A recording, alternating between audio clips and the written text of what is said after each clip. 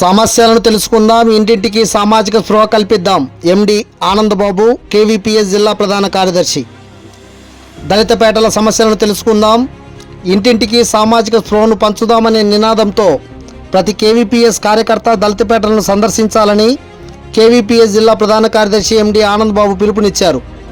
ఆదివారం కౌతాలం మండలం కేంద్రంలోని ప్రజా సంఘాల కార్యాలయంలో కేవీపీఎస్ మండల అధ్యక్షులు ఎం చిన్నమారయ్య అధ్యక్షతన మండల కమిటీ సమావేశం నిర్వహించారు. సమావేశానికి ముఖ్య అతిథిగా హాజరైన కేవీపీఎస్ జిల్లా ప్రధాన కార్యదర్శి ఎండి ఆనందబాబు మాట్లాడుతూ, గత 2.5 నెలలుగా ఎన్నికల కారణంగా దళితులపై దాడుల పరంపర కొంత కనిపించకపోయినా చాప కింద నీరులా అవి కొనసాగుతూనే ఉన్నాయన్నారు.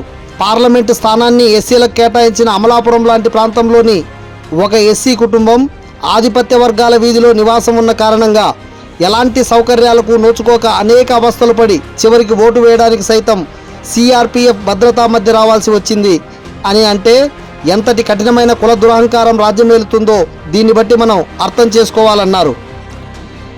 ఎన్నికల జాతరలో ఎవరు గెలుస్తారనేది పక్కన పెడితే ఎవరు దళితుల పక్షాన నిలబడరు అనేది మాత్రం వాస్తవమన్నారు. నిలబడరు అనే వాళ్ళను సైతం నీ వైపు మార్చాలంటే దానికి ఐక్యత, పోరాటం తప్ప వేరే మార్గం లేదన్నారు. అందుకే జూన్ 10 నుండి 30 దాకా ప్రతి కేవీపీఎస్ కార్యకర్త దళితపేటను సందర్శించి సమస్యలను తెలుసుకోవడంతో పాటు ప్రతి కుటుంబానికి సామాజిక చైతన్యాన్ని కల్పించి ఉద్యమించేందుకు సిద్ధం చేయాలన్నారు.